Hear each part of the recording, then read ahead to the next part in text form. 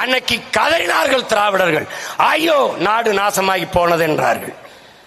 வேல் வேல் வீரவேல் வெற்றிவேல் என்று பாய்ந்தார்கள்.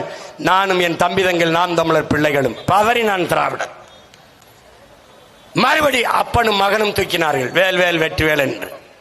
மறுபடி அவர்களே முருகன் மாநாடு போட்டார்கள். இப்போது திராவிடர்களுக்கும் அவர்களுக்கும் போட்டி, யார் முருகனுக்கு சொந்தம் என்று. யார் முருகனுக்கு சொந்தம்?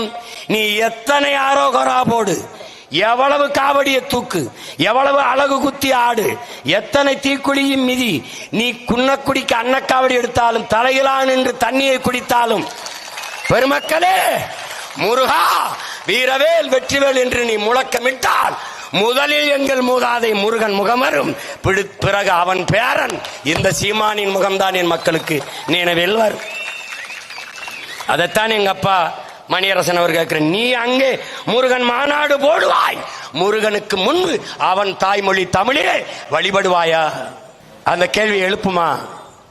பிறகு தமிழ் இல்லாத முருகன் எதடா? தமிழ் இல்லாத இடத்தில் முருகன் எங்கடா இருப்பா? எப்படா இருப்பா? சும்மா அவனுக்கு வாக்கு அந்த இடத்துல இதை போட்டு பார்ப்போமா? இது எல்லா இடத்தையும் கை வச்சான், முருகனை கை வைப்பான். நீ கஷ்டப்பட்டு மாநாடு போட்டு என்னை வளர்க்கிறாய், என்னை வளர்க்க